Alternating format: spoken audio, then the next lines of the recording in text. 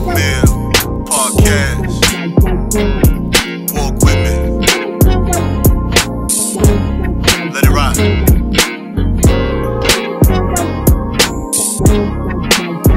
That's right.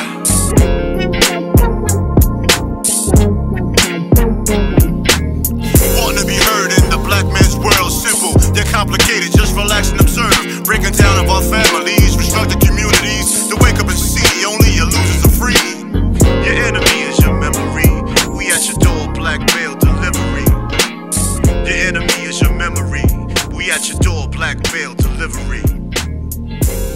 What's going on? What's going on? What's going on? It's your boy TALLSHON. Yes, it's who I am. TRE-DOT is who I am. Nigga, you ain't no guest. Say your name. It's your boy Daryl back in the building. Yeah, like he was a guest. You saw he was waiting for somebody to intro his Yeah, he's waiting for the intro. Fuck out of here. Shaking with Do shaking. that. This is episode 109 of the Black Male Podcast. And I hope you guys enjoy episode 108. Well, it's obvious you did because I'm getting a lot of feedback for 108 to a point where Dr. Shanessa finna want to come back on. You know what I mean? So she is up to coming back on anytime we want. So I think that's dope. She had a lot of great commentary during the pod. That's why I like doing what we do, Trey, that we don't like interview people.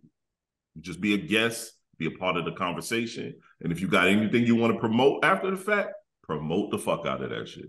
You know what I mean? But you got to be a part of the convo. No, she was dope. She was right at home. Felt like that was somebody I already knew. To be honest with you. I mean, and for her to find us and us not find her was dope. You know what I'm saying? Neither one of us know her. I didn't know her. I thought you knew her. And then you was like, I don't know who she is. I don't really know a lot of people personally that I would really want to have on the show, to be honest with you. I mean, you said that before. You know what I mean? Nah, because I don't, yo, I ain't out here in the park shooting jumpers, man. Like, don't come here with that bullshit, B. Right. And she did her own research on us, you know what I mean? Like, and enjoyed the commentary. So, and plus we two intellectual brothers. We ain't She a professional. She a professional. That's what I'm saying. She's professional.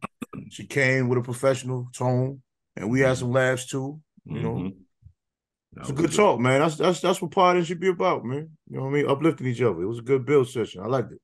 And then the part she even texted me afterwards. She was like, Sean, when you said that a lot of these women are addressing their kids like the nigga that they used to date, she fell out, bro. Right. So I ran across a meme that pretty much expressed everything I said, and I sent it to her. She was like, "Oh my God, this is a real deal." I said, "Yes, this is a real deal. A lot of these chicks dress their kids like the nigga that they date." That's why little man is the damn king of the house. That's exactly what. Right. Yeah. Setting them up for failure. My kid up early in the morning sending messages. Okay. Yo, man, I had a great time yesterday, man. My daughter came by the house, right, and just spent the whole day. She came by to do her homework because she's in graduate school right now. So she came by to do her homework. She's like, I'm just going to do my homework and hang out with you guys if that's cool. I'm like, you ain't never got to ask. All you got to do is just come in the house. So me and Erica was gone. I already told Sean, I said, when your sister show up, let her in. And he was like, oh, shit, Darcy coming. I'm like, yeah. So she came. She sat up at my desk, had her laptop up, doing her homework. I walk in, give her a hug, and her and Erica embrace, which I love that aspect. And me and my daughter had a good conversation about that prior to. And just sit her all day long, she doing her homework. She got Davon sitting in her lap, and he just sitting there while she doing her homework. Her and Sean started boxing each other. They fighting. She hit the shit out of Deshaun on his back. He went down to the floor, and she stood over him like, yeah, I'm big sister. Like, that shit feels good to me. I'm like, Sean looking at me, I'm like, I don't care about it. I got nothing to do with that. Like, that ain't got nothing to do with me. And then going to Insomnia Cookies, spending all that goddamn money in Insomnia Cookies.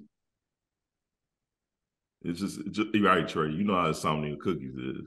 I like crumble cookie better, but yeah. But I like insomnia better. I think crumble cookies, the cookies are too fucking big.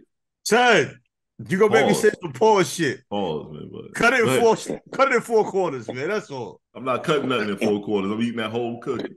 You gotta put the whole thing in your mouth. I got it. Yo. He wanted that. That's what he wanted. Whoa. I didn't want nothing. I didn't want nothing. Whoa. That was right, Dave. That was wild. The invisible nobodies are now talking to Trey. That was wild. You heard that? It's crazy. Yo, one day I'm gonna hook the big board up and hit the yo. Yeah, word. You had it at one time? Yeah, I got it on the big board. I don't have it hooked to my to the virtual stuff. That board, it's too much room, still too much space. But I was saying that to say it's just how dope it is, because I don't get those moments often. She's older, so I don't be pressing her like, yo, come through. I'll go up there. Me and the boys will go. Me and Erica will go. We go hang out in Fayetteville. But she said herself, she's like, I gotta take more time out to make sure I come and hang out with my brothers, because they really love her. You know what I mean? So and I told her, I said, you ain't gotta buy them nothing. I said, you just showing up and hanging out with them, they cool with that. You taking them to McDonald's or something, let them get a little something, they cool with that. They ain't really, my kids ain't like material kids. They don't need you to buy them some shit for them to be happy. They cool with, their big sister just hanging out with them. They only look to me to buy them shit. I think a lot of that is conditioning, man. I think we condition these children to be materialistic, and then are mad, and then we're upset when they are materialistic. When you're the one that you create the conditioning within your children. Yeah. You know what I'm saying? I mean, doing it to a certain age, they've already been conditioned to a certain level, to where now if you say something about it, they're looking at you like, what? I've been doing this. Right. Why's it a problem now? What's wrong with you? Yeah, what you got going on? Yeah, so I mean, we involve in that conditioning. A lot of times we condition these children to be a certain way, then we put our hands back. I don't know why you act that way. Like you see a woman that got a badass child. I don't know why I can't take her nowhere. Like, yeah, okay. Yeah, you start correcting them when he was little. No, you had nothing to do with none of that. Little. Yeah, exactly. Yeah, it don't get better by itself. Don't get better by itself. Don't play that shit. You ain't doing all that running around in the store with me. I know I couldn't do it. Me neither. Shit, I'd have got knocked in the 5th aisle 5. We was over here at 10. Man, bro, shit, Burley was not with that shit, bro. I never even got that far. Church every Sunday, Sunday school, all that stuff. You got to sit still. Like, it was trained within me to be around adults, to sit my ass down, speak when spoken to, and I didn't give a shit. That's all I knew. And we didn't have the devices to play with. We had to literally sit there and don't do shit. Think about that. These kids, they sit with you, they got devices. We had to sit there with nothing. Absolutely nothing. TV had 3 channels. Yeah. Nothing. I at least had 5 channels coming up, Okay, you had a boy. You was a little bit further down the line than me. All right, you got 2 more channels. Yo, you think about it though. We from an era where TV went off at a point in time. I was talking about that shit at work when the young boys was looking at those critics. Yeah, Star Spangled Banner started playing. Yup, the Star Spangled Banner played. Yup. TV went off. That shit was saying you can see for mad long. Dun, dun, dun, dun, Did you have the squiggly lines on TV? It looked like it might be a titty. Yeah. Oh, what you talking about on the old school Cinemax?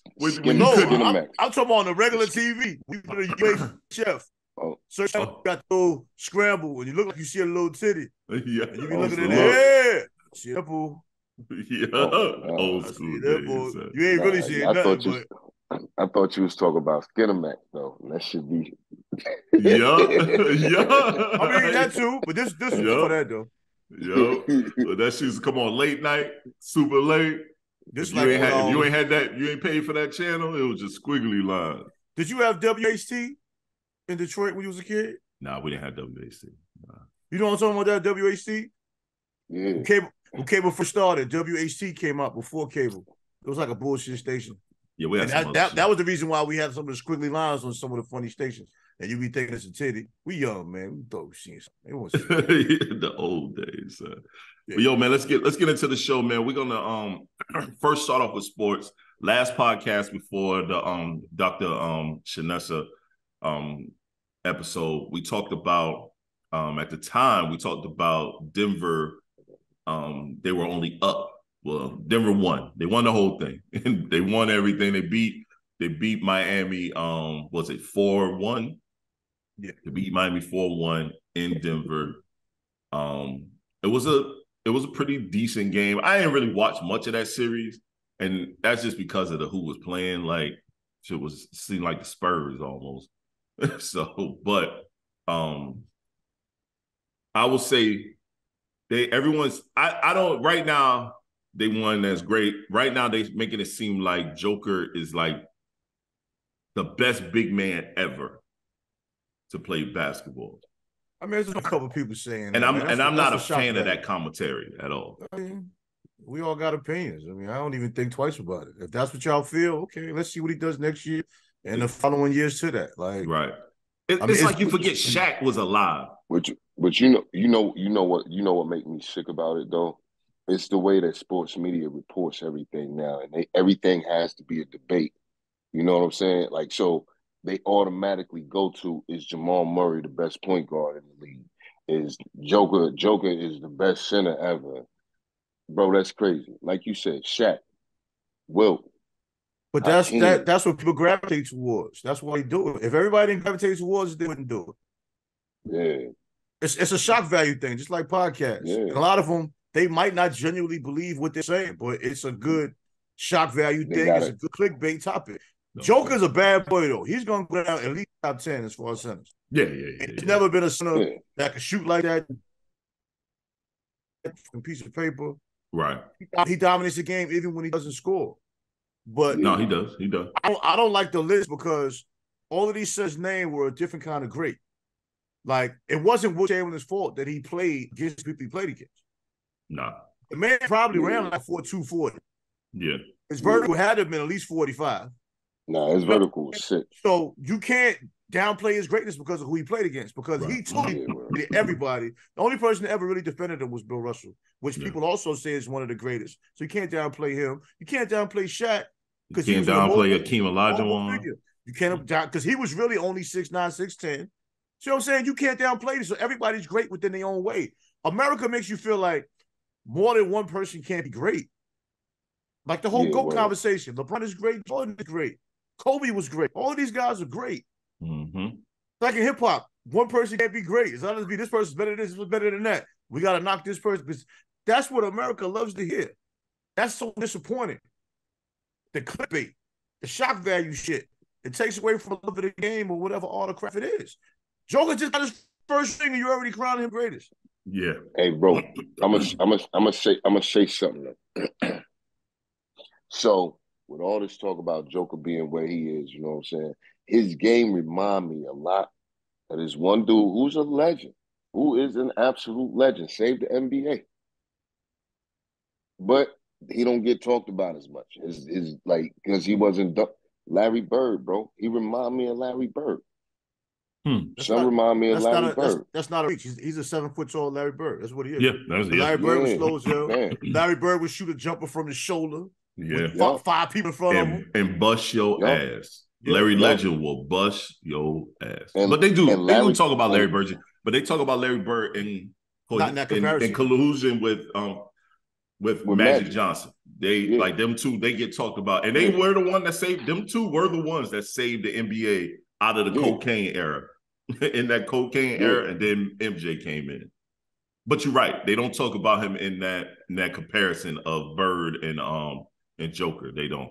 But Joker has gotten better every year. Yes, he had. So the Joker that played this year is better than last year because of his court vision. Like, he's just a great passer. Period. He's such a great passer. I think people just are desensitized to it because he makes great passes all game. So it's almost like not a big deal to him. I mean, for a guy that tall to just be at a high post and be threat to shoot the three or find the perfect pass. I mean, it hasn't been nobody. Right. I think with Son, I just think overall, NBA wise, I think it was good for the Nuggets to finally win one. It was good for Joker. I think we do kind of I think the Like with CP now. CP is over and he's with Golden State. And all y'all keep saying he's gonna get cut. He ain't about to get cut. No, you're not. I don't think it depends on what that person means by cut. When I said cut, I meant cut and resign so they restructure his contract. That's what I meant by getting cut. Right. As far as being cut and just left to go somewhere else, that doesn't make sense. I'm saying cut because his contract is ridiculous. It's only 50 M's for just 1 year. I'm not paying that if I don't have 31. It's 31. No, 31. It's 31 million. I'm not paying that if I can cut and restructure the deal either. Bro, they not about to cut him to restructure that. They just got rid of $2 million off their cap space. What makes you think they won't? 200 million all the time. You're definitively saying they won't, and it happens all the time. I hear what you're saying, but that man never had a ring before. If they say to him, "We'll cut you and we'll pay you 15," and if you have these stipulations and we win this, we give you a bonus of this, which can still equal out to that amount. That man don't have a ring. CP is still CP, man. They're not about to just cut him just to restructure $31 million. I mean, it happens all the time. I don't know why you think he's exempt to it. Sean, you right though. They came out and said that they wasn't cutting him. They're gonna keep him.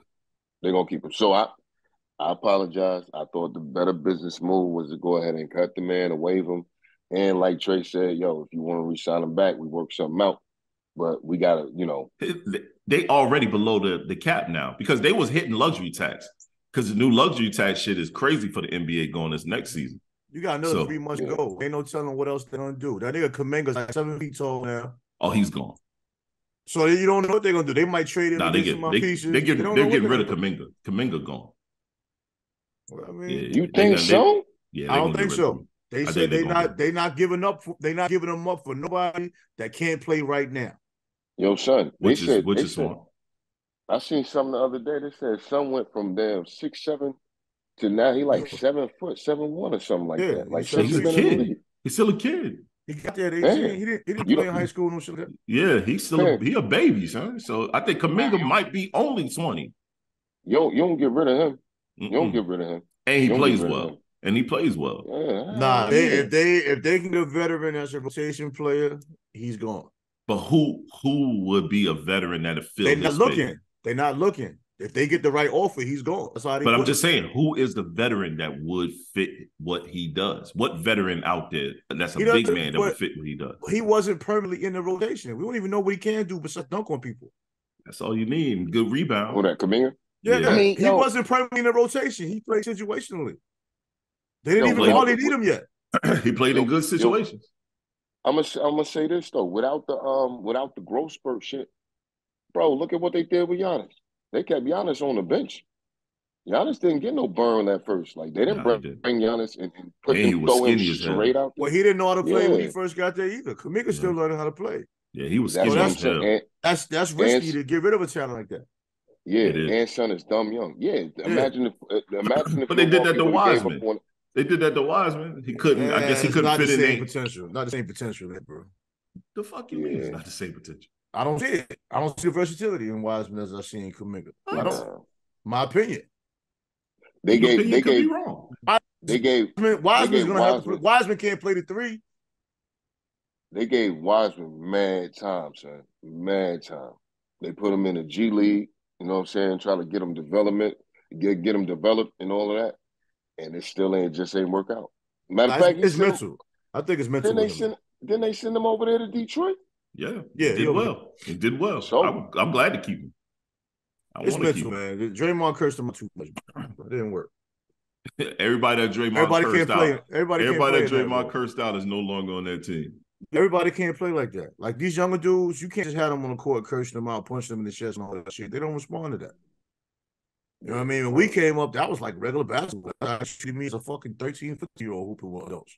Right. I knew no different. I didn't take no, you know what I mean? And right. It made me to play. Maybe want to play hard. Maybe feel like I was part of the squad. Shit, man. I had a coach, Coach Stitch, my old high school. He was our assistant coach.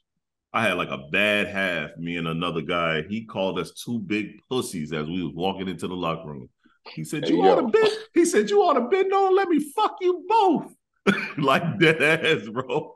He cuts our ass out. I looked at him, I said, yo, Stitch, said, yo, coach, what is you doing? Your coach is wild. Yo, our assistant coach, second half, Eagles was going, I was going crazy out there. I was like, yo, I do not want Stitch yelling at me like that again. Your coach is wild. Yo, he was wild. You talk about a transition in times and eras, bro. Bro, you could say that shit. You could not say that shit in this era. Yeah. Like, dog, we literally, I had 2 points in the first half, dog, and about 4 rebounds. And I'm starting forward, our starting center, we probably had the same amount of everything. And he looked at us and he said, "You two big pussies." I say, yo. And we still walking. It's a fucking bunch of people in the stands. They laughing, hearing us, cussing our ass out on the way in, bro. Cussing us out. Next half, I looked at James. I said, yo, I don't know about you. I ain't passing no more. He was like, yo, let's go. And then we went crazy that second half. But because we got cussed out. I was used to that type of level. I ain't really, like you said, this generation can't deal with that shit. You call him a big pussy. Jordan Poole could not recover from getting his ass knocked into the second dimension. Well, I don't think he's really for that chemistry of that team. He got a little big head, man. He got big headed way before all that. When you look at a dude like Kevin Looney, man, Kevin Looney fit, man. He only had one game where he had like 15 offensive rebounds. That's all they need for that big man. Run the floor, grab the boards, play defense. Looney's not a better talent than Wiseman, but he fit in. He'll easily be replaced if they find somebody better. Yeah. But Wiseman, man, this dude has been the best player on his team his whole life. He's been testing the NBA player probably since he was 16, 17. And then he get on the team full of Hall of Famers. Full of Hall of Famers and a dude that's trying to inspire you. He was sure. Yeah. Now, going to a Detroit team that's totally rebuilding, that might not fit a lot of people either, but at least he has a chance to play and has coaches that'll push him to better. So, we see. The Pistons, that's a serious rebuild out there. I love it. I ain't even mad at it. It's not even like serious conversation as far as wins and losses. That's just a serious rebuild. Just get talent together and see what can happen. Yeah. And you got a coach that I think can do a great job trying to develop. Me too. And I like the twin, one of the twins that we picked up in the draft. Yeah. A lot of people feel for some twins. They ain't against no competition yet. It's rough. You got to be patient with them niggas. It was one twin. It was one of the twins that was touted to go higher than the second one. Like the one that Detroit picked, they was expecting him to go like 10, 11. But we picked him up fairly early.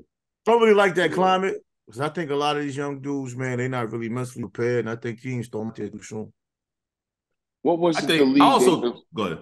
What'd you say, Derek? No, it's one of them developmental leagues that they came out of, right? That elite shit. Yeah, the elite. That's why a lot of critics. They came out of what's this thing called? It's overtime. Overtime elite. Overtime elite. Yeah. The problem is you playing against other high school talents. You're not playing with him. Really. But that's college though. That's like college. Yeah. It's a bunch of kids skipping college and they just going to all these other leagues that's being created now. When I thought when the NIL started, that the college was going to get better. And these kids will stay longer. But now it's so many different leagues popping up. You could go to D League, G League, or you can go to Overtime Elite. You can go overseas and do better. Like Cass is like, I'm not going to school. It's still a testing ground. It hasn't been proven as far as being effective as a gateway to being a successful NBA player. That's what I'm saying. For you to have 2 players to go in the first round before 10, that proves that league is going to grow immediately. Yeah. Yo, Rashawn. It's not proven until a player is successful though. What do you consider success? That's the odds of the beholder of this franchise. I'm saying they're being drafted on talent. That doesn't mean it's going to be effective. But that's it. But that's effective for that league. That's for that league. I'm not talking about marketing purposes. I'm talking about teams that are drafting these people. You're taking a huge chance on somebody. It's not fair to just put them out there and after they don't produce the first 10 games, give up on them. That's what I'm talking about. Are they going to stay there? But we don't know that's what's going to happen. We don't know that's what's going to happen. I didn't say that. That's not what I said. You're not even hearing me. You're trying to make me hear me. Bro, you're talking all over the place. No, I'm not. That's why.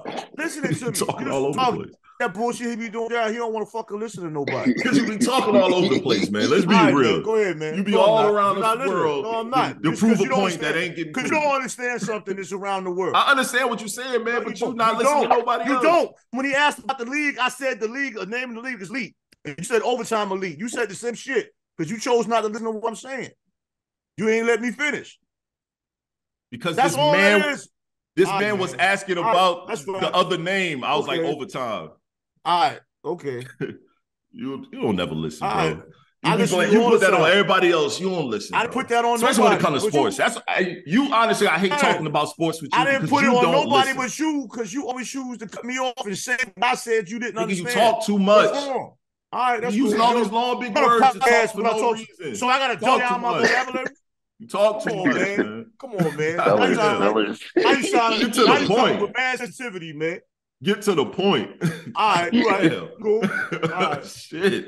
All right, I'm gonna let you keep cooking. I'm gonna let you keep cooking. Where were we at? We ain't nowhere. Oh, so look, I do want to make a point though about what he's saying. So what it does for that league, for that overtime elite league, is it shows the next kids coming behind, like, yo, they just had 2 go in the lottery. This is a legit option for us to now go, and it'll help improve that league because now you get more talented kids to come over and say, yo, y'all already whether they do well or not. The point ain't to be LeBron James or Michael Jordan. I mean, of course, everybody wants to be that level of great, but the point is, I need to get to the league before I can do any of that shit. It's gonna help that league. It's gonna help that. It's gonna help that league. It's gonna help it like a month. It's gonna help that league. Really is.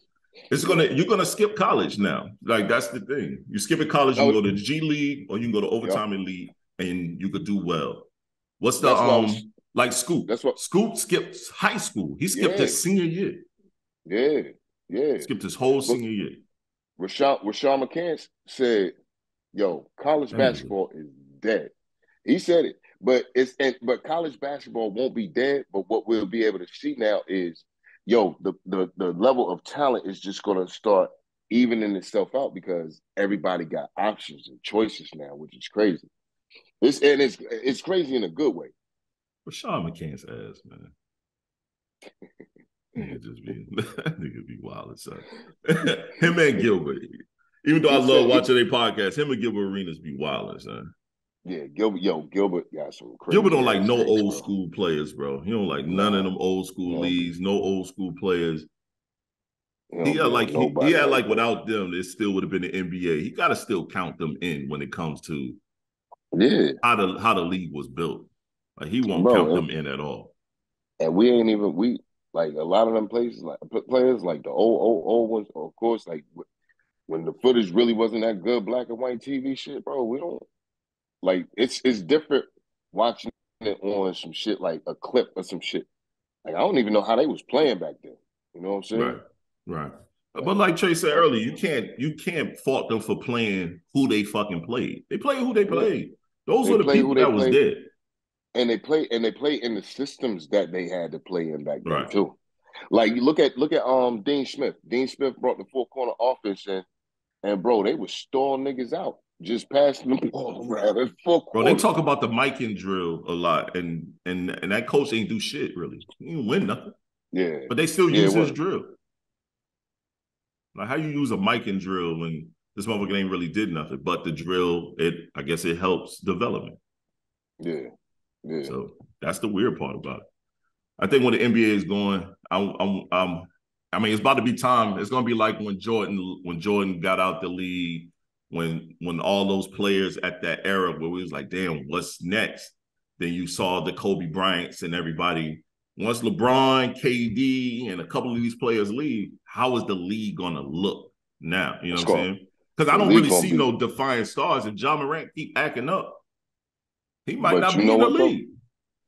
Just like the Phoenix, one of them motherfuckers gonna rise from the ashes, bro. And it's gonna be a joker. It's gonna be Giannis still what? Giannis what? 30 maybe? I think so. I think maybe 30. Really young, maybe 30. What'd you say, Trey? I don't know if he's 30, bro. Yeah, he might. He might not be, bro. He started out young, man. I don't know if he's 30. Yeah, he started out dumb young. So, but you got enough talent, and once again, bro, sports media nowadays is very, very good at controlling narratives, and swaying opinions and swaying viewpoints of the people. So they will make somebody that motherfucker. Like when Grant Hill, son. Grant Hill was supposed to be the one after Mike. Grant Hill, he injured all the time. But they started that out with Grant Hill. And then when Grant went down, it was another one, and another one, and another one. They always gonna have the next coming. And then when that shit finally catch, they gonna just big him up until it's time to start tearing. They big LeBron up. Right. LeBron go to damn Miami. The league is gonna be just fine, bro. There's too much money out That there. nigga ain't number 28. Giannis ain't number 28. Man, the league's gonna be just fine. John Morant might be just fine, man. I hope so. Yeah. He might need a change of scenery though. Zion might be okay when he gets a change of scenery, gets his body healthy. I mean, there's always gonna be talent with any sport. I mean, I don't see a sport just dying like boxing. Nah. It's not. You right about that. Giannis only 20. Yeah, Giannis only 28. Like, that's crazy. He'll probably play 10 more years. I was about to say he got at least a good 7. Yeah, I mean, he takes care of his body to like LeBron levels. Yeah, I mean, he'll be all right. And I don't care how much. Joel Embiid is only 29. Yeah, but his fat ass ain't gonna last long. Bro. I knew he was gonna say that shit. Yo, Giannis is a tank, bro. Joel Embiid, his fat ass ain't gonna last. Paper mache, baby. And if they ever did make a trade for him to go to the Knicks, he'll last less. Cause that lifestyle, man. There's no way. You want him, bro? But he's in Philly. I mean, that's pretty much New York. It's right up the street. No. Philly. No, I'm talking about lifestyle wise. Like New York is way more intense than Philly. Being a Knick and being a 76er, being a Knick and being a 76er is two totally different. Look, being a Knick and being a Brooklyn Net is two totally different things. Being a Brooklyn Net don't even count as New York, though. Yeah, that's really they still consider them niggas Jersey. Nah, because I'm saying when you play for the Knicks, man, the media will love you on Monday and hate you on Wednesday. Everybody can't deal with that. Everybody can't deal with that shit. Yeah. Yo, Stephen A. was loving Julius Randle as soon as the season was over. Get him the fuck out of here. It's like, God damn. Well, in his defense, though, you're paid to produce all year. Having a great regular season, then fizzling out in the playoffs isn't helping anybody. That's not what you're paid to do. If all you are is a regular season player, you should go play on one of these bum-ass teams. The way he played in the playoffs, as much as I try to defend him capping, like faking like shit, I really don't like him like that. But the way he played this year in the playoffs, there's like no defense for him. I don't care how many podcasts he does and talks about how he reads film and does all of this. I don't care how many stories he has to say. He says all the right things in interviews in the offseason. But in the regular season, here and there. The playoffs, he fizzled out totally. He did. We got where we went because of one man. Jalen Brunson. He can't keep playing 40 minutes a game. This nigga short number 11. Yo, I'm gonna tell you. I told Sean from Gate though. I never liked Julius Randle for us. Like I just didn't like he for the most part he's healthy. You know all of that. He just not. Some niggas are regular season players. I don't like him for us as the guy. Not even our number 2. Like that's why I was hoping like RJ would take a step in the right direction this year, which he ain't had the worst season, but he just to me RJ is he'll never. I just don't feel like he ever gonna be like that next level dude. Like he's the gap between Ja Morant and what Zion, the flashes that Zion has shown when he was able to get on court. It's a huge gap, bro. It's a huge gap. And he went number 3, right? Yeah, he was 3rd behind him. Yeah. Shit, I'm talking about Ja went number 1. Ja went number 2. Shit, the way it looking like he probably should have went number 1. I think it's a situational thing, but I think it's situational with RJ Barrett. If we had a different coach, RJ would be a better ball player. Yeah, because he has all the talents. He has all the attributes. The problem is Thibodeau has turned niggas into spot-up shooters. The same thing with Obi Toppin. These niggas should not be standing at the three-point line. They should be slashing to the basket. When Jalen Brunson is setting the plays and dribbling in the pick and rolls, nobody cuts to the basket. You know what I mean? Yo, JB is scoring all these points because he got to. Nobody's moving. But is that the NBA today? No. You don't never see the Golden Warriors just standing around. Unless it's somebody that's a shooter. If you're a shooter, yes. If you're not a shooter, you need to cut to the basket, get these garbage baskets, get these backdoor cuts, pause. Yeah. All of that. Pause the backdoor cut. You got to go backdoor, son. Pause. You know what I mean? Hey, yo, and then you know what watching them look like to me too, though? It looked like the 76ers when AI was just out there cooking. Doing everything. Yo, that's what Jalen Brunson looked like AI to me this year, bro. But okay. All right, I'm gonna give you this quickly. If you're gonna play Jalen Brunson like AI, get you a bunch of people that's gonna defend, grab rebounds. Yup. Snow, all of that. McGee. Yes. So if you're gonna put them kind of people around them, I'm with it. Eric Snow and McGee, they defended everybody. But tell me that he didn't look like AI, bro. Like he had to.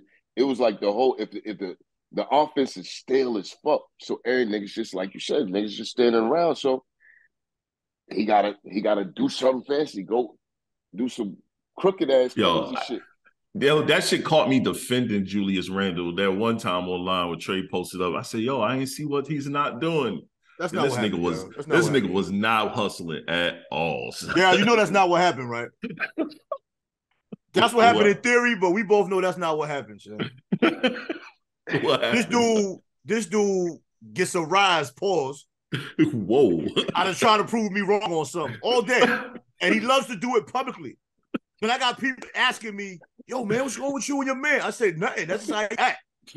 It ain't nothing. He just do that for y'all to see. When y'all ain't looking, he don't do none of that shit. That's what you tell your kids about their mother. You know listen, how your mama is, man. if you're cutting to the basket and I throw you a pass, don't you come get it? Yes. Julius Randle stood there like he didn't want it. He did. And everybody looking at JB like, oh, man, JB wish he didn't make that pass. Yeah, he wish he didn't throw it to that bum-ass nigga. Yeah. And then when the ball was getting knocked around, he did not try to go get it. Didn't even try. Oh, my God. I was like, yo. He didn't even try to go get it. So now you see why, Sean, even after that, even before that and even after that first All-Star season that Julius Randle had with us, I was like, I still don't like that motherfucker. I ain't like that nigga since he was with the Lakers. But as the teams get better, Julius Randle's weaknesses are shown more. Yeah. Because when we out there cooking, the ball is moving. Everybody's moving. Julius Randle don't want to do that. He wants to hold the ball about 5-6 times. What's his contract? And go to they just gave him an extension a couple years ago. Oh, okay. Yeah. But it's a workable contract. Honestly, for a two-time All-NBA or All-Star type level player, it's a like we actually underpaid him. Yeah, he got 4 years, 117 million. Yeah, that all NBA 106 was guaranteed. Yeah. 30 million annually, pretty much. It's kind of hard. It's kind of hard to trade him. You know, to make a sensible trade. It's like every trade you'll make, you're like gambling on. Shit, something. I think he got this might be it, close to it. Let me see. In 23-24, Randle will earn a base salary of $25 million while carrying a cap hit of 28 in the dead cap. He's not a good compliment for JB at all. JB is the number one option right now, period. But that's a tradable contract, though, Trey. That's a real tradable contract. No, I'm not talking about the numbers. I'm talking about a lot of teams don't want this nigga, man. Oh, yeah, right. No. That's the problem. Yeah. They don't want to give you what you have to get to make it match off. His shit don't end to the 25-26 season. He'll be 31, but then he got a player option. It's a dilemma, man, because Obi can't play with Tibbs. Nah, it's over with now. We got Obi can't really play the 4 either because he don't rebound. Yeah, nah. But he really not a 3 neither, though. He definitely not a 3. He ain't no 5. Because the same reason that's why he's a bench player. Yeah. You can come off the bench, have starters minutes, and just be a spark plug. Right. But he can develop, though. Certain things you can develop. You can develop being a good rebounder. All that is hard. Yeah. I mean, you can develop being a good defender, but you got to want to do it, though. He got a nice little jumper, too, son. You know what I'm saying? They got a set shot. Talking about Obi? Yeah, you got a set shot. If you're defending him, you won't shoot the ball. Nope. And he hasn't improved since he came to the league. And that's tall kind is of he? to me. They say he's 6'8". But okay, we could say that about literally every Duce ain't got developed daggone. Grimes really. Well, who they play for though? Kind of. Tom Thibodeau won a That's coaching. It's that's not coaching. Even a Knicks thing. That's coaching. There we go. Coaches develop players, man. That's why you will never see. I don't care what anybody. I don't care what Rashad McCann said about Popovich. You will never see a young player play on the Spurs for 4 years and never got better. Yeah. Yeah. Word. Nah. Word. Either he getting you up out of there or you better. I love how we turned this into the Knicks cast. Yo, when Rashad McCann said that mess, I was like, yo, Rashad is wild. But I was glad that everybody on that panel was killing his ass. Even Kenya Martin. Kenya Martin looked at him like, are you serious? Oh, about Pop? Right. Get the fuck out. These niggas ain't none of them played for Pop. And they was like, are you serious? Tony Parker came to the league, second round pick, 18 years old. Yep. 17 years old, matter of fact, when he got drafted. Ginobili was turned into that. Too. Yeah. Ginobili was second round too, right? Yep. Yeah. But you had a 17-year-old point guard starting in the NBA. Right. And bro, coach had nothing to do with that. Nobody knew who the fuck Tony Parker was. Bro. No one knew what Tony. And when Tony Parker left the Spurs, we ain't know nothing about Tony Parker no more. Because he was he went to Charlotte. He went to Charlotte. He was ass out there, son. They had a system. They had a system that didn't let you understand the fact that he couldn't defend at all. Couldn't do nothing, really. And he wasn't really a great creator from the point guard position. He just had an offense that was catered to the talented team he had. Yeah. Steven Jackson talks about it sometime, but nobody cares. They did what won. And then Tim Duncan was Tim Duncan. Even in college, he was who he was. He was on the right team. He was on the right team. Was perfect team. Yep. Yeah. That's why I remember Manu Ginobili. Hey yo, Tim Duncan consistently, not flashily, but consistently, year after year after year, killing out there, giving you buckets. We've seen too much greatness to say, yo, this is for real. So what y'all think Wembanyama gonna do? I don't know. That last clip I saw him shooting jumpers, that nigga missed 20 straight, bro. I said, God damn. How we gonna make this commercial if you can't make a shot, my nigga? Yo, I saw him working out. You see how skinny this nigga is, man? He's skinny as hell. Yeah. But listen, wow. I take it back to this though.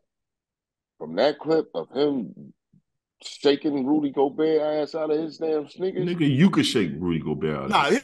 Something gonna be all right, man. But I think the media's gonna eat him alive because they're gonna expect him to walk in there and dominate when he first gets there. And I don't think that's gonna happen. Yeah, he's not gonna be a 2010 guy day one, bro. It's just not. It's not. He might have a game where he have 18 points, 19 points, 20 points.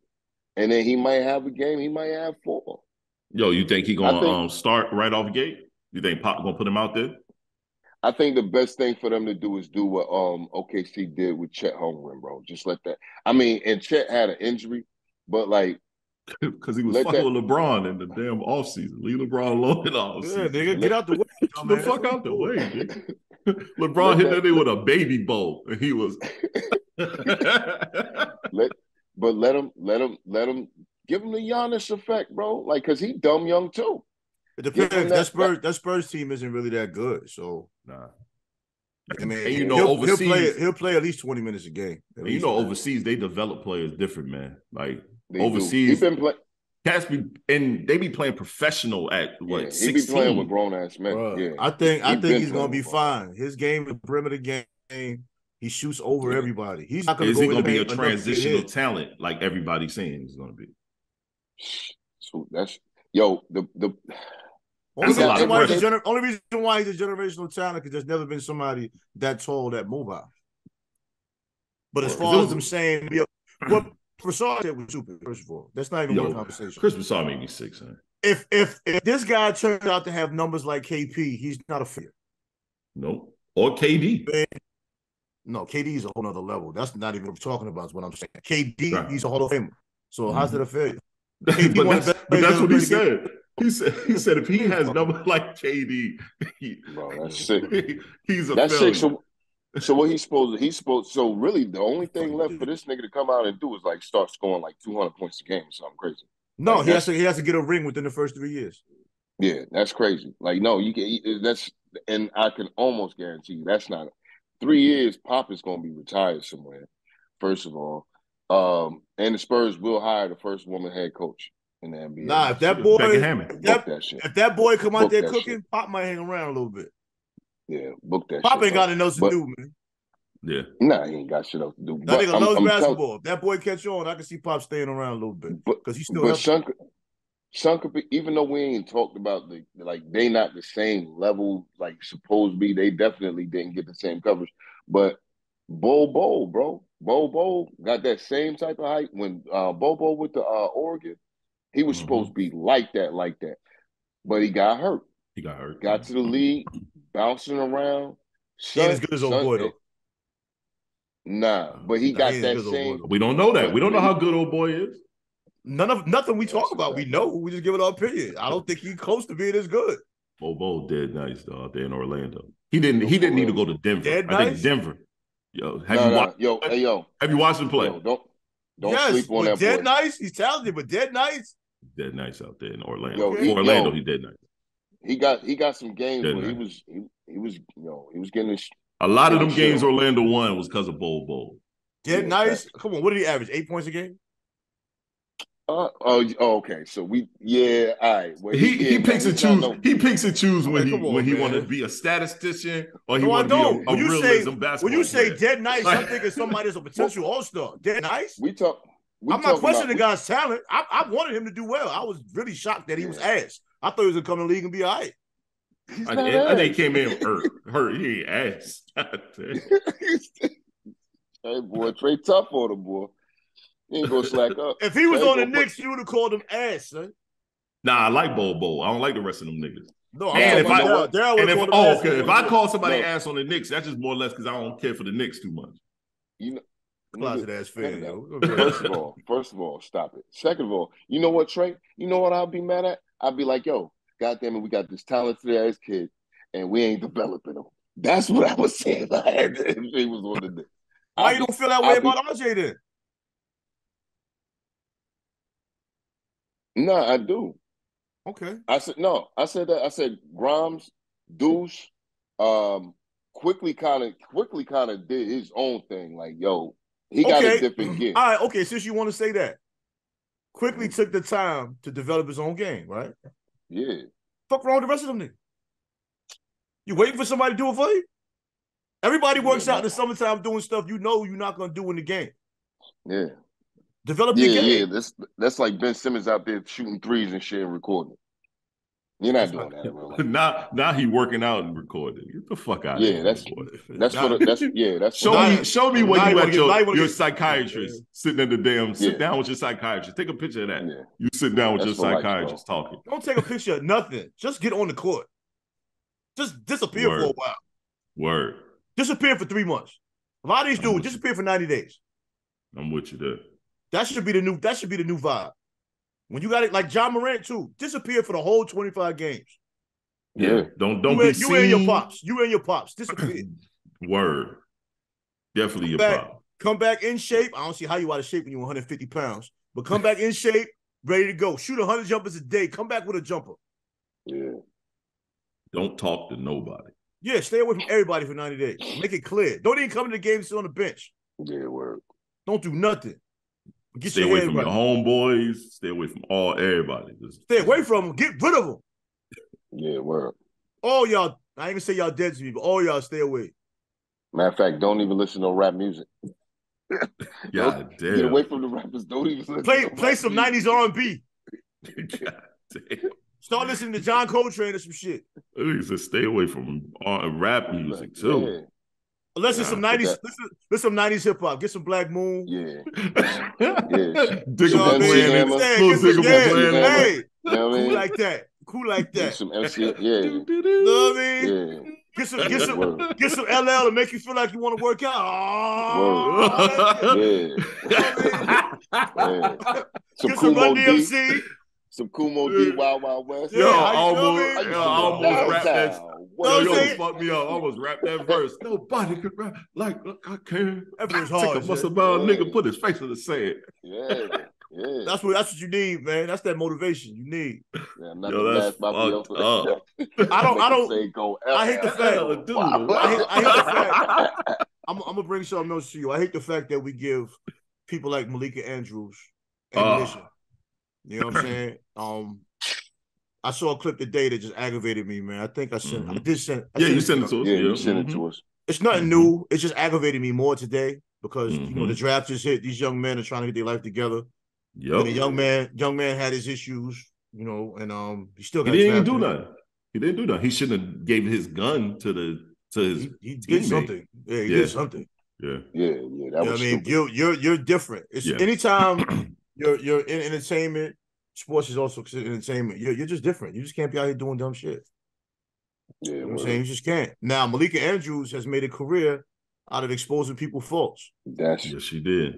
I just wish we could stop giving her ammunition. And a lot of these people are just doing things that can't be connected with being young. Nope. Doesn't make it right. But you know, when we're young, we do shit. I did a lot of shit. I mean, if I fuck around and blow and they dig in my past, I gotta be ready to have that conversation because I got some stuff I gotta answer to. Yeah. But I'll tell them straight down. I was young. I did what I did. Mm-hmm. You know what I'm saying? If you want to, I still got to answer to a lot of shit. You know, dealing with certain companies. But for you to go out your way and bring it out, and she do it every time, yo. But what are you getting out of that? Like when Jalen Rose touched her shoulder, she was like, "Get off of my shoulder!" Come on, man. On live TV. Yeah. All he did was reach around, gave her like a little bro hug, and she like, "Get off of my shoulder." I was like, "Oh, yo, I hug with and the way he jumped off of her, yo, I didn't, cut, go to fuck. It'd have been like, go to fucking break. He probably told her later, yo, why you doing that bullshit on the air? What's wrong with you? Because the clickbait was acting like he really did something. Then when I watched it, I'm like, did he even touch her at all? He did absolutely nothing to this woman. That's crazy. Like, we got to worry about our own people beating us up on the media too. She acting like he did the damn shit the son did to Sukihana. Yeah. Well, let's get to it. Is she? One thing I'm gonna say though, is she doing this or is she being coached to do this? Not even looking for an answer. Part of me kind of wonders that, and I'm not giving her a pass by saying that. I kind of wonder: is she doing it, or is she being coached to do, or did she do it one time and then was coached to continue doing so? It's probably a combination of both, man, to be honest with you. Yeah, the sad part about it is, and I don't want to seem like I'm bashing on black women, but every time a black woman gets in a position. What do you mean you don't want to? What is this? Politically correct bullshit. What the fuck wrong with this nigga? Hey, man. So listen, when he talk to me on camera, he don't give a fuck how I feel. You want to be politically correct, these motherfuckers we ain't gonna never see ever again in life.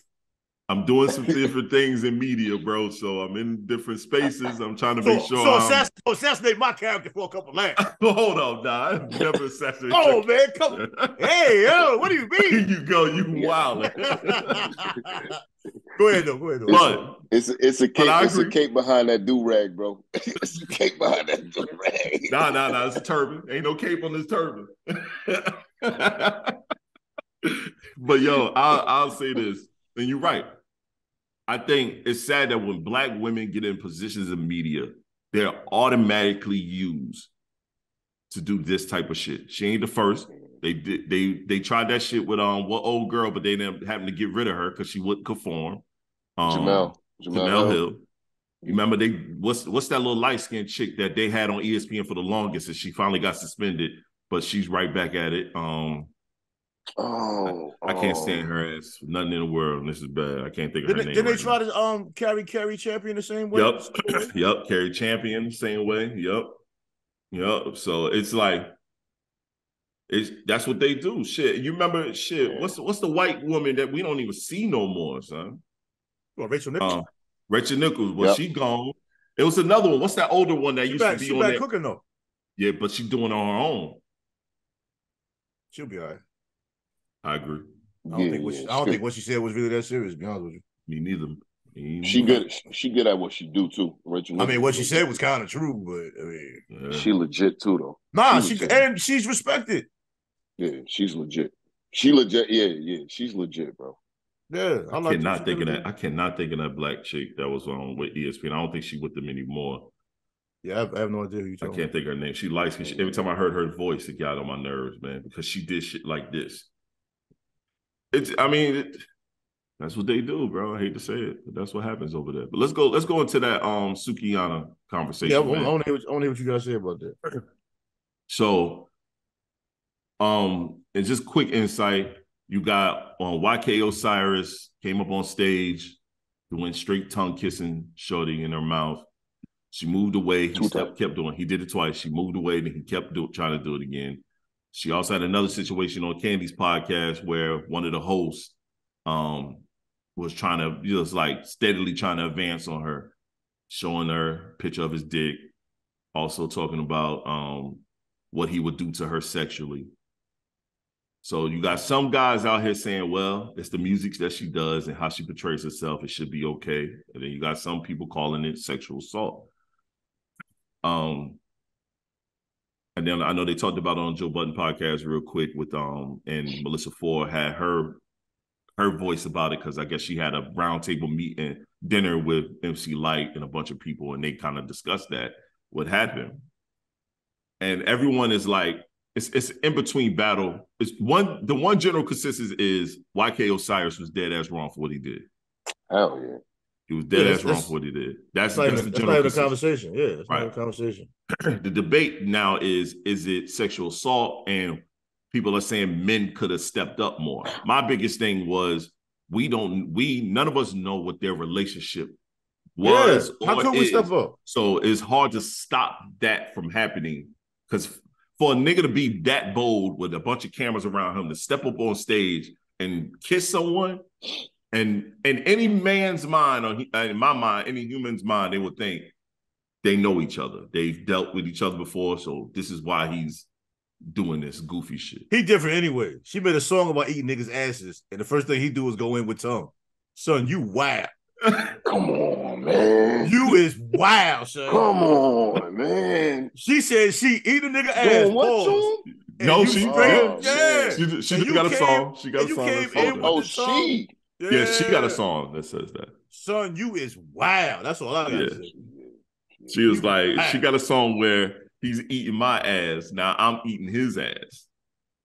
She was like, eat a nigga's ass. And he went in with the song. Son, you wild. I was about to say he definitely shouldn't have kissed it in. What's wrong with him? You violating yourself, son. I ain't mad at you. Yeah. Do your thing. Yeah. Violate yourself if you want to. Yeah. You know what I mean? You assaulted yourself.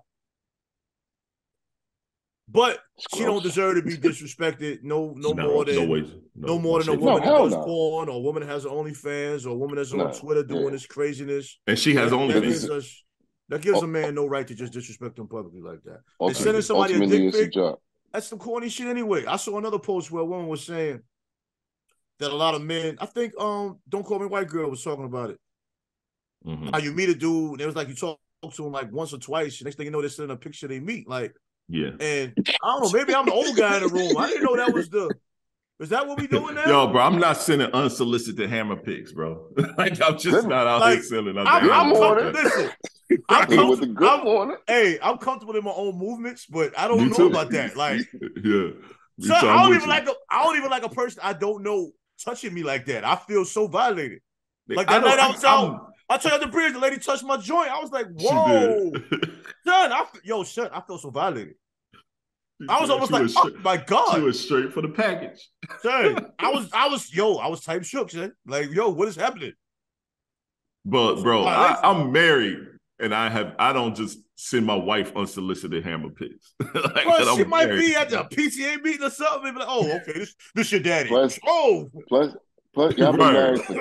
y'all been married for 10 fucking years. Like, nigga, does she need it? She knows what it looks like. She knows what it looks like. I don't know. I still like seeing my lady naked though. No, me too. I rather enjoy that. Well, that's the difference. Like, women's bodies are. Hopefully, your woman's body is gorgeous. Hopefully, you know what I mean. Not everybody woman's body is. I have no complaint. That's what I'm saying. I'm great. I'm happy with that. So my wife sees pictures of her body. I'm enjoy that, but I'm still not sending out the hammer.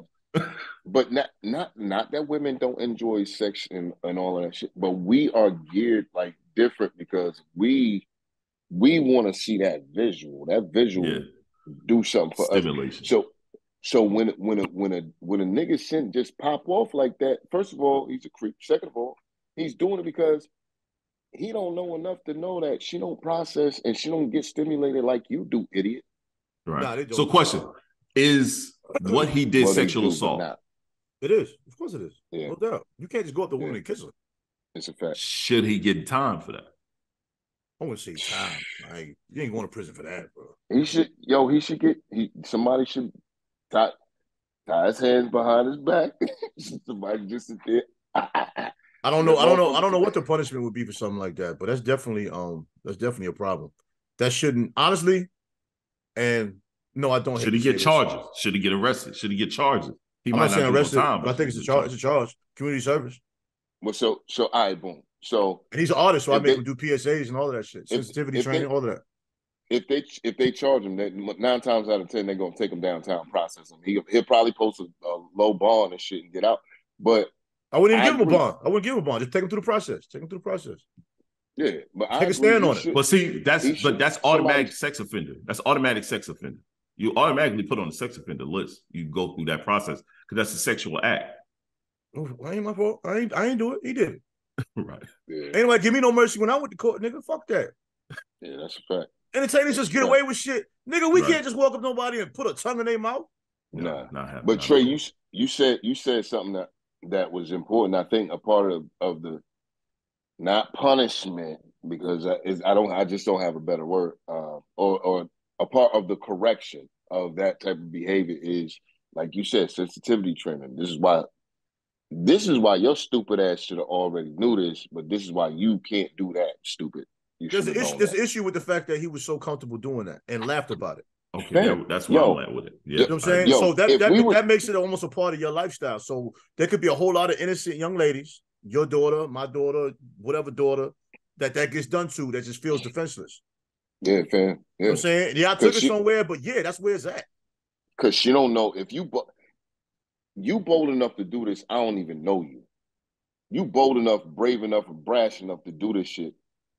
Now, when I react, what else would you do? But you base it on the music?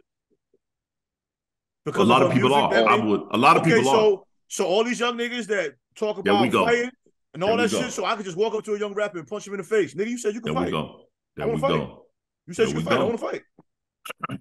You said you got the laser on you. I got mine too. Ready to die. What's good? See, and that's my take on it. Anytime I hear someone say, well, you got to think about the type of music she put out. I'm like, all these niggas put out all type of wild music. Why should I care what she does with her craft? You can't do that goofy shit. That shit goofy. Even the nigga on Candy, you go on a sexual-based podcast, and she's willing to talk about sexual things. But the first thing you do on this sexual-based podcast is turn around and look at the guests that you have on and say, I will fuck the shit out of you. I think it's even worse because at the end, they try to make it clear that they had a rapport with each other. I think that's worse because if you had some kind of a cordial rapport, you took a chance on a show to just embarrass her like that. Right. You know what I'm saying? She didn't ask for that. She didn't ask for that.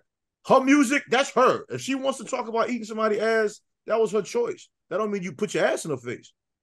You know what I'm saying? I don't understand the logic between men that think like savages, man. It's like if a woman wears a sexy outfit, everybody just want to walk up to her and say, I'll fuck the shit out of you.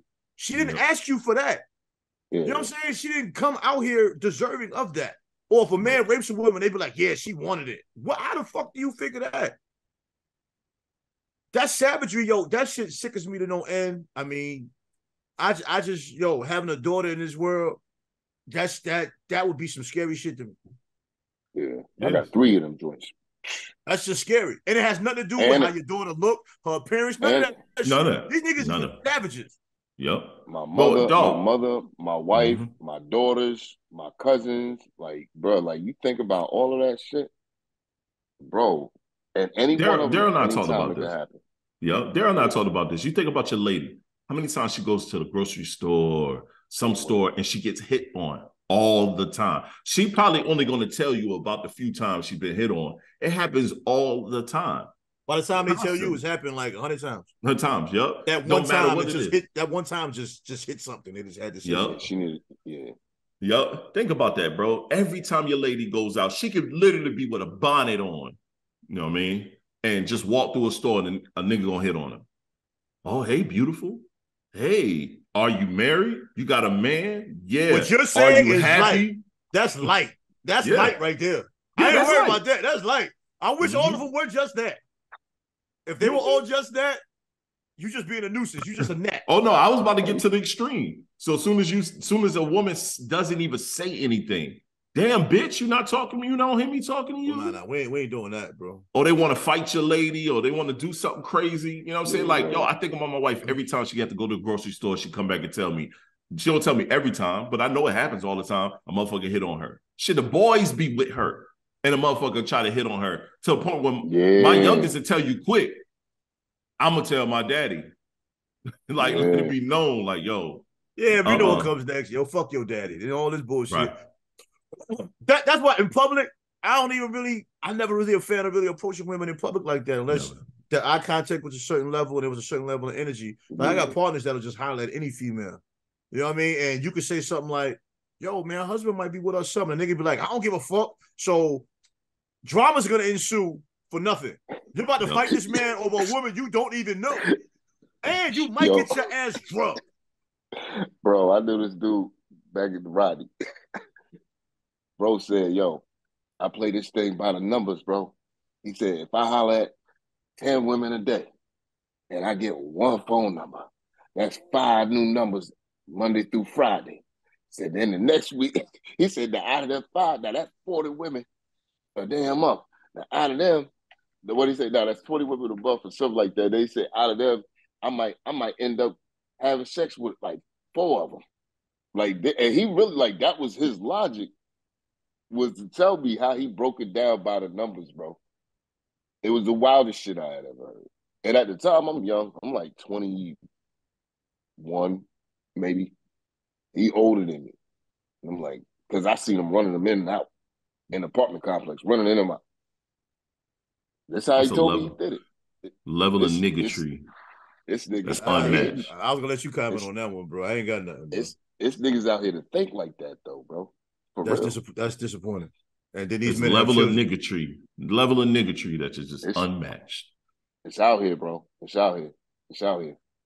Well, let's skip to the next topic, man. I'm gonna play this video. Get y'all thoughts on this shit. Let me see. Real quick, while you doing that, could you imagine the 3 of us being in a bar and some dude just walk up to this chick at the bar, hung her down like that, and then she's sitting there like, I don't know him. That's what that, bro, that would be wild. I don't know if I could let that happen, bro. It'd be hard to let that happen. But at the same time, it's like, what can you do? You know what I'm saying? I'm gonna play this by y'all man, Dr. Umar Johnson. Brother Umar. Y'all man. I'm gonna say this to us though. Because we try to act like the way sisters treat us doesn't have a history that we are not at least partly responsible for. Let's be honest. The black woman has had to hold down the black house by herself, although imperfectly. She's had to do it by herself since the mass incarceration of black males began in the 1970s. You understand me? Most of our children are raised by a single mother right now. And it has been that way for about 50 years. So when a sister says, I don't need a man, because she couldn't find one strong enough to hold her down. Or when you meet a woman and you say, sister, I'm strong enough to be your man. You ain't got to work or you ain't got to pay the bills or whatever. Pull back. I got you. And she can't do it because all the other men before you who disappointed her. So what I'm saying is, black men, we got to be patient with our women because we created that personality. We created that, and then we want to act like we didn't play a role. We have to be held accountable for their poor selection. No, you have to be held accountable. No, you have to be held accountable because they have a poor selection. See, what you're saying, you're selecting a poor mate. And what I'm saying is they don't have much to select one, so of course you're going to end up with a poor mate. And why is she going to end up with a poor mate? Because we as black men are not raising black boys to be the men that our women need. We are not. They out there killing themselves right now. What we doing about it? Unemployed black males, what we doing about Trey, it? Shut up. Pants sagging, weed smoking, what we doing about it? Black men are not raising black boys to be the men our community needs. That is 100% our fault. What I'm saying is she got a right to be angry with us. She got a right to be angry with us. We have not been on our job as black men. If the men are the providers, what have we been providing for our community? I'm not speaking you individually. Yes. Because you may be a damn good father. You may be a damn good father. You may be a damn good father. But guess what? What are we doing for the community? What are we doing for the children who don't have a father? You don't think the black woman got a right to be angry when she's been raising 2/3 of the kids by herself for 50 years? And the minute she raised her voice, we say she's not humble enough? She had to become masculine to survive the rape, the molestation, the domestic abuse. Are you telling me you can't see how we created that? I understand that, but she needs to be more... All right, gentlemen. Reaction time. Let's not all start at one time. Let's not all start at one time. Because your man's is in panda bear mode. I want to hear what? Like, who was that guy talking? That ain't even how he usually talk. Like, what are you doing right now? Umar, right? Yeah. So if a woman randomly picks Pookie on the corner and just has 3 different babies with 4 different fathers because one of them is a confusion, I have to hold myself accountable? What are you saying, young man? You bugging. Son, you wildin'. Everybody needs to hold themselves accountable. He make it sound good, though, don't it? But see, you know what, though? Yeah, he's a great dynamic speaker, but son, that take right there, yeah. That's how you get the school built, Umar. That school ain't trying to be built. That's how you build your bank account. That's how you get the school built. Yeah, that's how you uplifted your community. You steal money from it, and then you have the finances to be able to do a couple things. Come on, man. Yeah. Listen, man. So we speak about it all the time. Not cutting you off. We speak on it all the time. A lot of men aren't doing what they're supposed to do. That's a fact. And a lot of women aren't doing what they're supposed to do either. So for one to be blaming the other, I mean, yo, man. It's just going to be a bunch of finger pointing. That taking side shit don't make sense to me. That's not helping anybody. All you're going to have is a bunch of people in the comments. Yeah, these men need to woo. Yep. These women are having babies on one-night stands. A man knows he don't want to be a father. He's communicating he don't want to be a father. Then you're keeping the child away from him because he don't want to be with you no more, but you're demanding more money because he went out his way to build a successful career. Now you want more money so you can have money to give to your boyfriend because the kid not getting all the money. Start doing that church dance, Sean. We all know that. So, I mean, come on, man. I'm not just going to beat up on men. Totally. Yo, the sad part is I've seen that particular clip get thrown around a lot. It won't die. Since he dropped it. And the women that I know that I've seen share that clip is the ones with those things that you just said, Trey. They had kids by niggas that they knew they weren't going to be around. They let the father not be a part of the life. They doing everything. They do everything to blame men for their shortcomings. And then men ain't shit. Yep. Men ain't shit. That's what they say. Men. But you know what? It's not their decision making. Exactly. It's not my fault. It's not my fault. It's not my fault. That's all they do. That's what they wanted. That's what people. I ain't just talking about women. I'm talking about people. Period. Just want to hear that it's not. Oh, you know what? Yeah, you made a bad choice, but you were vulnerable, and he should have known better, or she should have known better. You wasn't there when this shit happened. You wasn't present when this child was conceived. You wasn't there. You didn't walk yourself all the way through this pregnancy, because you don't just get pregnant and then have the baby. There's a process to this shit. You didn't prepare yourself or get serious about shit at no point of that whole damn journey that y'all went through, or you went through. What? Yo, we said something to Trey when during the draft. He was like, "Yo, it's good to see, the fathers out there, bro." I loved it.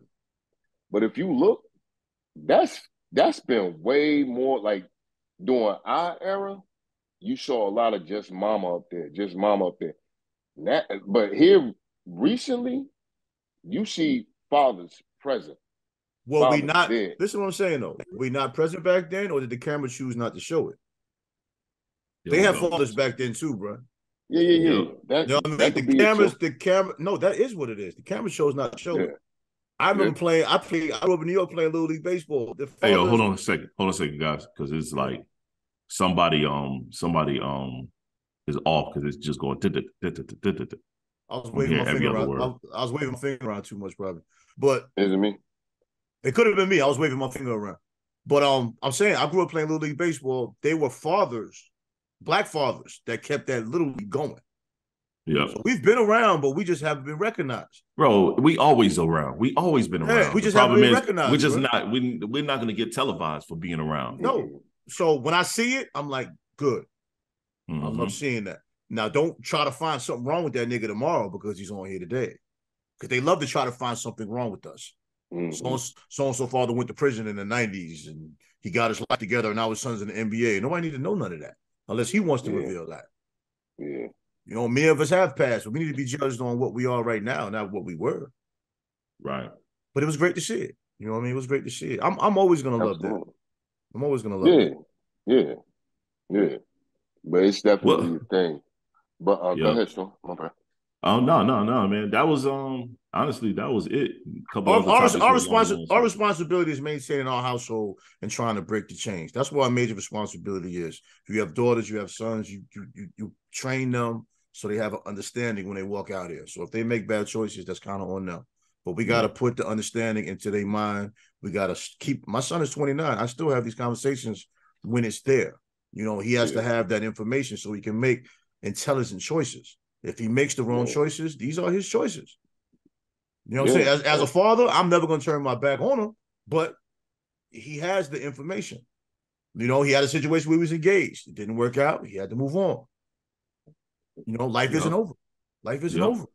No, life isn't over. Man, it wasn't your time. I'll say this too, though. And I definitely for me in my life, I'm going to speak straight from me. Bro, I didn't, like, now that I'm older, more mature, I understand shit a lot better. Bro, I look back at my younger self and I realize, bro, I did not do enough, like, vetting, like taking people through a vetting process. Like, there was mad shit that I needed to know about a person before trying to have sex. Like, none of us did that, bro. Yeah, none of us did that. But none of us did that. But a lot of times, I had my first son when I was 19. You know what I'm saying? Yeah, I wasn't ready. Like me and him talked, and honestly, he like, yo, I feel like I had to make the sacrifice for my younger siblings to get this version of you. And I was like, bro, but you got to understand, I'm in my 40s now. I was younger than you are now when you were around. I said, I've been a parent my whole entire adult life. Entire adult life. And that's not his fault. But what I'm saying is, bro, you don't start out a job today and be the best motherfucker at it.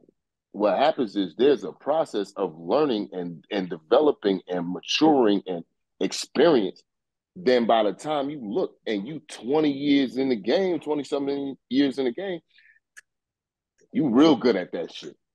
That shit is, you could do that shit while you sleep. Yeah, that shit is different, man. Because I'm the same boat, man. I had my kid when I was 19, man. You fucking be a father for a long time, and then you fighting the system, fighting people, and trying to figure this shit out at the same time. My daughter and I had a conversation about that yesterday, and we were just talking, and then, you know what I mean? She getting both sides. She said yesterday, she said, you and my mom said the same things. But I can hear the difference in the conversation is that both of y'all was being misled, which in return made it where y'all could not function to deal with taking care of me together. You know what I'm saying? And now that she's she's going into mental health and she's in all that, she's realizing, she's breaking down her background, like, why am I so much like this man? Why I know why I'm so much like this woman, but why am I so much like this man? And now I'm around him and I'm seeing why I think the way I do, move the way I move, why those two couldn't figure it out, because I see how he is with his boys, with my brothers here, with his wife. Why, it's almost like a damn, why it couldn't work out with my mom, but now I see why it couldn't work out. Because the last topic I had was keeping family out of your relationship. Mm-hmm. And that was a big issue with me and my daughter's mother. We had too many motherfuckers in between us, and we're kids. Yeah. Parenting our situation, and we couldn't talk to each other. So we're going through middle people who would double back and give different, and it goes on my side too. My mom and brothers did some fuckery where it just made the wedge even wider between me and my daughter's mother, where it was harder to even go and be able to deal with that side. Now you be careful how you speak about my angel Verly now. Look, I love my mom to death, but she did some bullshit. Now. but the thing, I love her. I love my mom to life. Wisely, she did some bullshit though. But many of us had similar situations, but back then none of us knew how to have those conversations. All right, guys. Now we back. We had some technical difficulties, so we had to make sure we end this off the right way. But I think everybody was cooking in the right place. You know what I mean? Especially when we talk about just having family within your relationship and how that can hinder a lot of times. You know what I'm saying? That can really hurt when you have people in where it drives the miscommunication of things, where it can affect. It affects you, but it affects if you have children. It affects them a lot more down the line, where now they trying to figure out and they trying to piece together parts of their life and why certain things happen. And I express, like, even with my kid, my daughter is piecing together certain things that happen in her life and see how I am as a father and why that couldn't be in her dynamic, you know what I mean? But now she's piecing things. Like she said, there's always three sides to a story. It's that person's side, this person's side, and then the truth. Mm-hmm. It's everybody going to view it multiple different ways. True indeed, but when you co-parent, the complicated thing is you miss so much. Yes. Yeah. Like the biggest pain I have, man, like I hear from my son every day, for him to be 29 and still have that's amazing for me. But it's like, I miss so much time. You know what I mean? AAU games, different vacations, you know what I mean? Because he was with his mother. He was in separate places, separate cities at certain times, man. And I didn't handle it well. That's how I got into alcoholism, man, into, other things I was doing in the streets. Because that my son was all I had at that time. You know what I mean? I cut the cord. You see all of that, teach him how to read, how to write, and all of that. Then it gets taken away. Not saying I was the best husband, but I was young. I didn't know what the hell I was doing. Right. She wasn't the best wife either. But the pain many times gets left on the man. I was just about to say that. They don't realize how much that shit falls on us. Yeah, because people think we just go away. They think, the man ain't there. We partying and living life. That ain't the case, yo. That ain't the case at all. You have to fix everybody. Yep. You know what I mean? If the mother money fucked up, you got to fix that. Yep. The child ain't acting right, you got to fix that. And I'm not saying it's complaining. I'm just saying you have to fix yourself by yourself, and you also have to keep that house together that you're not there with anymore. Yeah. And, I was in a situation where luckily, she had support systems too. She had brothers, mother and father. And mind you, I'm not saying it's not her at all. To me, I'll get along well. She's dope. She's done a great job. But we were young. And within that time, we did young shit. We had time when we attacked each other. We had time when we were at each other's throats. You know what I'm saying? And it's just those years go by and you find you might have missed a decade out of your child's life. Yeah. Yep. And you can't dwell on it, but part of you is like, damn, I missed all of this shit. Yeah. Yep.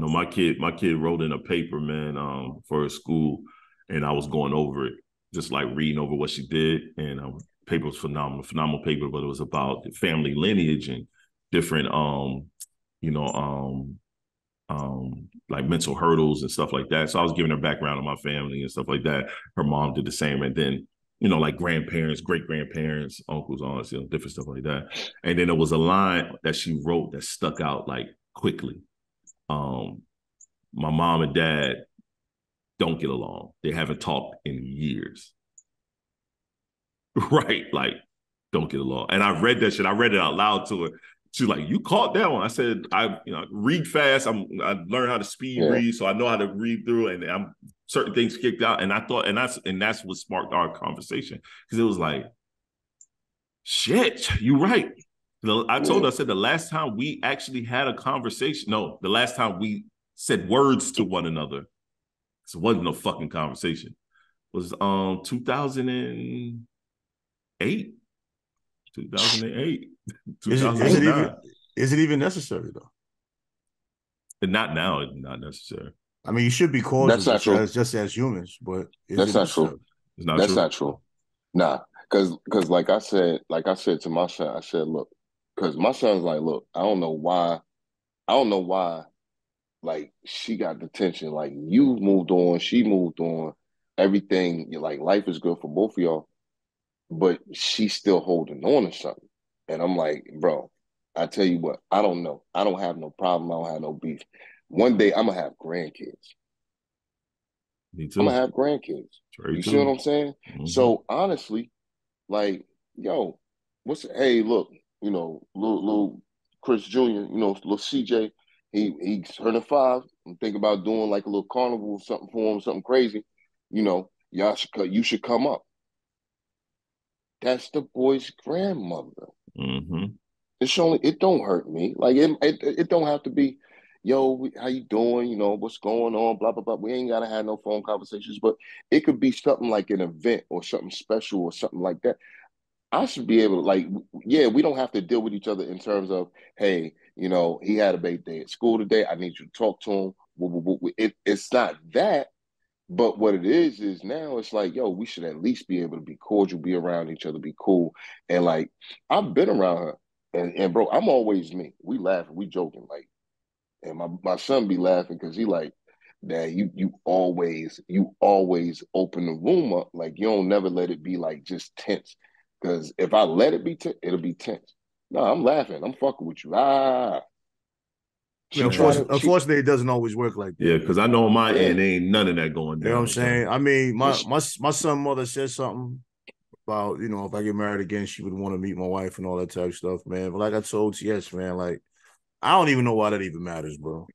Yeah, because it don't. At this point, I just don't know why it matters, bro. At this point, no. But when my son graduated from when he got his master's back in what was that, December, November? Mm-hmm. Bro, we sitting down there eating dinner, and she's giving me the blues. And I said, yo, I'm not your enemy, right? Like, and she was like, when did that start? I said, look, do you realize how old we were? And I broke that shit down. And her sister-in-law was sitting there, and she was like, Shorty looked, she said, no, you supposed to be on my side. What's going on? Shorty said, hey, yo, he's basically taking responsibility for his actions in y'all's past. Like, what the hell else do you want him to do? You just want to keep killing him.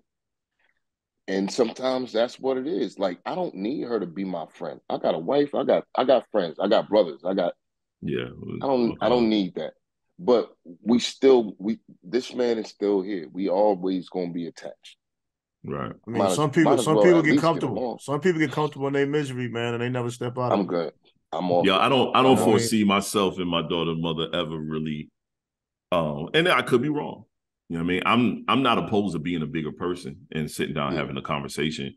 You know what I'm saying? Wait till y'all had a grandbaby, bro. But it's going to have to be even with that. There's really no need for a conversation. But what needs to happen is fix your fucking face, right, and stop acting like it's a problem when you see me.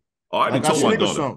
Right, I already told my daughter. She have a kid. We should be able to speak and keep it going. We don't have to have a conversation. Never. I agree. I'm with you on that.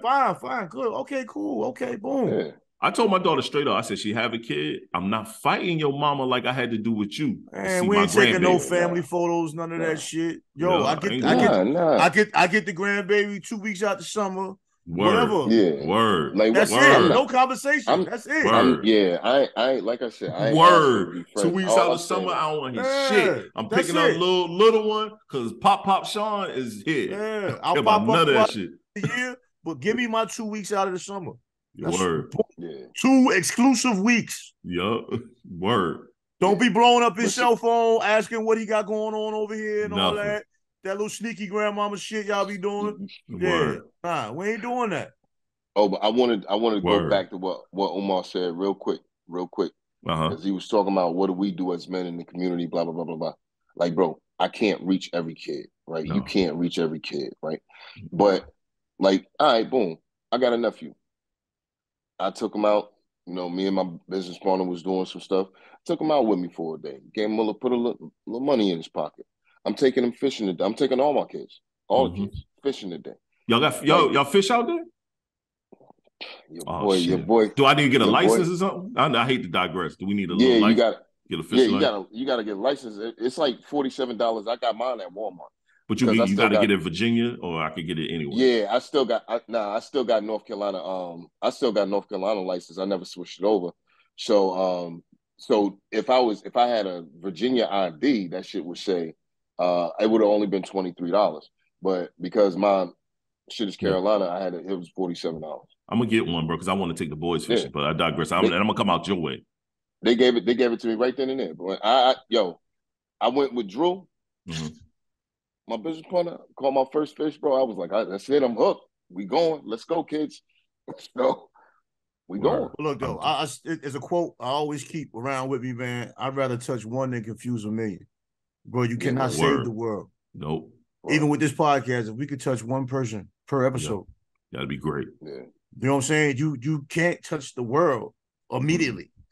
Mm-hmm. To even have that mission isn't even sensible. I agree. You know what I'm saying? Everyone should, if every man touched one person, the difference this world would be. You're right. Pause. You know what I'm saying? I was gonna let it go. I was just gonna let it keep rolling. I was just gonna let it roll. This dude is wild, son. I was gonna let it roll. I was just gonna let it walk on by. Like you go this laughing at you mess up a perfectly good ball, man. It was just a lot of touching going on, bro. Oh my god, man. My bad, Sam. I'm sorry. I apologize. I'm immature, bro. Forgive me, bro. If we all could uplift and inspire one individual. There we go. I'm with that one. I like that. World. Yeah. I like that. I think also, man, we as Circle of Men, if my sons are going through something and they can't talk to me, they should be able to come to y'all. You know what I'm saying? And vice versa. And we should be able to trust that the information that's going to be provided to them is going to be good. If we got nieces and nephews, like same thing with my brother's kids, my nephews come to talk to me and I'll give them as much advice or I just be a lending ear. You know what I mean? Same thing with my niece. She now lives down here now. She graduated high school. She's trying to figure out what she's going to do with her life. I'm going to be a lending ear to her. You know what I'm saying? That's what much we can do. If we see a young man in the neighborhood and we know that this little man got potential, but we know his living situations is ass, if little man, we should be the beacon of communication for that young brother that's not like everybody else in the streets that's going to tell him go sell some dope or go knock somebody across the noggin. You know what I'm saying? We all in positions where we can provide some type of something to them. But like Trey said, we can't do that for everyone. Yeah, some people just got to be out there. That was nothing we could do. I do it at work all the time. I snatch a youngin' up, be like, whatever. We had them conversations. You know what I'm saying? This dude is ridiculous, man. Nigga giggle mode, man. Man, what's wrong with you, man? Giggle mode, man. But you do. But that's what you should do. Like for me, I work in a predominantly white situation, so I ain't gonna front. I ain't a lender no advice over none of that shit. Y'all got enough over there. Yeah. You know what I mean? You're selective with it. Certain individuals, you see them, and you see they're different from their surroundings. Right. You know, I don't force it on nobody, but when people come talk to me, I give them that conversation. You know, when there's a few people, not really a few, like one or two come talk to me. They got little situations that ain't really right. They know how to handle. Their home situation ain't the best. Their young father. I got 2 young fathers at my job. You know, I talk to them. And that shit is hard, man. People don't realize how hard that shit is, even as men. They didn't realize it when they got involved in it. One of them was getting ready to move out of state with his lady. She got family out there. They're gonna move out to Texas and shit. They're gonna try to start off on their own. You know, they moved to Texas where her family is at? Yeah, she has family out there. He doesn't have any family out there. I don't promote that, but I understand. I told him it's gonna be rough, but he wants to get away from where he's from, South Virginia. South Boston. Okay, well, I understand that. Oh, yeah, he out here by me then. Yeah, ain't shit out there. He wants to get away from this, so, Understand? It ain't nothing out there. Like, it's hard to tell somebody that certain things don't work because it wouldn't have worked for us. Right, that's fact. Or you could just tell them what, to be aware of. Like, a lot of people would say to me, ain't no way I get married again, and I think that's foolish. You know what I'm saying? If I'm with a woman and the love is there, why wouldn't I make that commitment? I mean, that's the choice. Right. So, I mean, you know what I'm saying? As long as I get to put on a suit and, be present, bro. It's not going to be in this country. I tell you, it's not going to be in this country. Oh, man, we doing it like that. I ain't. If I do it, I'm there. It's going to be some island. It's going to be some island. I'm going to call that bum-ass comedian, too. I'm like, yo, pull up, tell some more jokes, nigga. Funny, man. Bro. Mr. Funny, man. Bro, that's funny, man. But yo, man, so this is the end of the pod. Trey, you got anything you want to end the pod with? Or MC Giggles, you got anything you want to end the pod with? Nah, man. Like, just trying to touch everybody like my brother. Hey, you. Niggas wild. Touching. My man said, I just go in there, I snatch up one of the youngins, you know what I'm talking about? Yo. Yeah, I heard you laughing, man. I didn't keep finishing my story. I ain't messing with you on that. That's why I'm glad you kept going, man. Go ahead, Trey, end off the pod. But look, I'm gonna throw something out there since we talking about fathers, man. Let's talk about self-care, man. Self-care is never selfish. We got to do a better job of doing things to not escape from our reality, but just take a little pause from it and get our heads together. My brother was talking about fishing. I've never been fishing before in my life, but I heard it's relaxing. But whatever it is, I mean, I use the gym for certain stuff like that, but whatever it is, to just get away from the grind, clear your mind, get with the fellas, maybe hear some music, then come back and get into it, man, because you put so much into your family, you put so much into pleasing other people, sometimes it can become overwhelming. Don't forget to take those times to care for yourself also. Yo, let's all go fishing, man. Hey, Sean, they done fucked up. Oh, yeah, they didn't get the babies. Yeah, that thing gonna break. Get my boy that Paw Patrol, boy. Yeah. Well, let's all go fishing, man. Trey, you ain't never been fishing? I used to go fishing in Detroit when I was a kid. I've never been fishing a day in my life. Never been fishing in my life. Get a pole. Yeah. Whoa. God damn, bro. Oh, wow. Yo, son, this nigga, pow. Yo, get a pole. No. Yo. I will not, sir. Whoa. I don't know. Pole can mean gun. Pole can mean gun. Yo, I don't know. Right there. Hey, bro, a fishing rod and reel. A fishing rod and reel. At least he ain't say grab the rod, bro. Whoa. Yo, man. Yo. Let's all get a fishing rod and reel. Sounds great. And go fishing, gentlemen. Or, old school, they used to do with the bamboo joints. Okay. No, I'm not doing that. My grandma used to do that shit, yo. She used to catch mad fish like that, yeah. I don't know nothing about none of that. She's Jamaican, though, so she used to chill with that shit. She gobbled with it then. Not me. But nah, so, and even so, like, because I got a few rods now. God, I got a few fishing poles now. So what I do is I'm gonna cop a few more, and so that way y'all don't have to travel with all that stuff, bro. Matter of fact, they rent boats Are you catching and throwing it back, or you catching and keep? We Friday fish. All right. We Friday fish. Yeah, word up. But what that shit tastes like, though? What you be catching? I caught a bass the other day. Oh, yeah, bass fire. Bass okay. Yeah, bass tastes fire. Yeah. As long as it ain't no mud fish, I ain't with that. No. That shit is disgusting. I ain't a fan of catfish neither. Mm. You fuck with catfish? You gotta be cooked a certain way, man. That shit gotta be. Nothing good if it ain't cooked right, though. When y'all come, though, we're in a boat, man. Just get out there. I'm with that. I'm dead ass with that. I'm with that. Yeah, hell yeah. See, look, man, and we can film it. All content. All that shit new. I don't fuck with the water like that either. Come on, maybe all right. We'll put a life jacket on. We'll put a life jacket on those little arms. Yeah, nigga. You'll be all right. Nigga, y'all didn't give me no tight ass life jacket. Yo, put that shit zippy right up to the neck. You be all right, nigga. Let's go fishing. That's gonna be funny. Put your bucket on. Put your bucket on. We'll throw a hook in that motherfucker. I throw the bucket on. I'll do that part. Yeah. I'm ahead of uniform, right? We go get you a life jacket too, man. Put that shit on your shoulders. I need a life coat. Coat. Bro, you can't swim, bro. No, his scary ass can't swim. No. He said he gonna sink. He said he gonna sink. I'm gonna die, nigga. So look, so when me and my business partner got on the boat, right? You know, he white. So he was like, yeah, so you know, if anything happened, I was like, nah, I could swim, bro. I said, I swim like a shark. He was like, oh yeah. He said, hey, so what is this whole thing about black people not being able to swim? And I was like, bro, it's a lot of us that don't know how to swim because we ain't grow up around pools. When did you learn how to swim? Vacations. My Uncle Randy taught me. My uncle taught me. See? Okay. I used to be a lifeguard at Myrtle Beach, dog. I learned how to swim as a kid. I learned as a kid. I learned at a water park. If y'all know in Myrtle Beach, it's called Wild Water and Wheels. The girls at the water park taught me how to swim.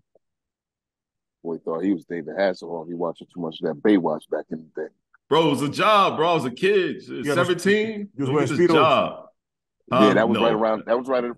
I had them little ass shorts though. I had them little ass shorts. Nigga, you had on bikini trunks. I had on little shorts. Hey, Trey, that's back in them days where Baywatch was popping too. You know he thought he was doing out there. Yeah, you had the bikinis on, shit. Hey, I had a mean 6-pack there too, so you couldn't tell me shit. 6-pack, okay. No, I did. I played hella basketball. I stayed in shape. I stayed in shape. I had a mean 6-pack. A mean 6-pack? A mean 6-pack. It was great. You could see it was ripple. I can't see it. I don't see that shit. No, you should. Open your eyes and mine. Nah. What kind of visual that? What kind of visual is that? Yo, this podcast is going off the rails. This is the Black Male Podcast. I know you ain't talking. You've been Mr. Spice all pods. You've been Filet of Spice. We'll start calling you Trey Spice. That is not gonna work.